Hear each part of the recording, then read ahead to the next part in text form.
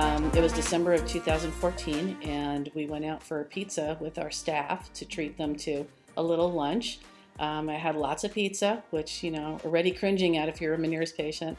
And I got in the car, and all of a sudden everything went dizzy, and I didn't know what was happening to me. And I just got really sick. So I made it from the car into the restroom, and from there the ambulance came and went to the ER, and that's how it all started. At first it was really scary. I didn't know what was wrong. I didn't know if I was having a stroke, if it was heart disease, if it was diabetes. No one really knew. It's not a very well-known disease. There are a lot of different symptoms of it that are impactful to your life. You could have severe vertigo at any moment, if you're driving, if you're on public transportation, on an escalator, hiking in the woods. It's scary, and it keeps a lot of people from even wanting to leave their house. The roaring in your ears, it makes it really hard to have a conversation. I came to the House Ear Clinic through their reputation for helping people with issues with hearing.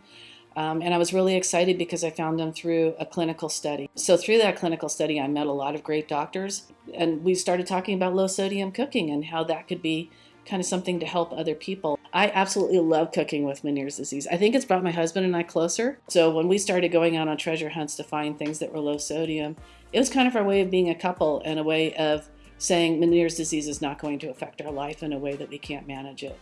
I mean, it's changed dramatically. We've gone from being scared a lot of the times if something would happen to being, hey, we know what we need to do to get rid of this attack. We know what we need to do to just get through this right now. I think the allergy medications and the thought of really kind of working on your allergies that I learned through the House Ear Clinic have really helped. It kind of keeps the worst of it at bay. It really is an impactful disease, and I'm hoping that by bringing some awareness to it and showing that you can manage it, that people will take more interest in it, and also so that we can start to look at research, because there is no cure right now, but there's got to be something out there. I really want to speak out to other people with Meniere's and really talk to you personally, and I'm going to actually look in the camera for this.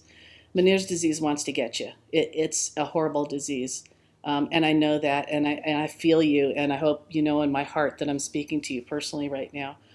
You can control it. You can take care of it, but you have got to make the decision yourself to find out what your triggers are, what you need to do to alleviate those triggers, and how you can live your life again, because you can live your life again.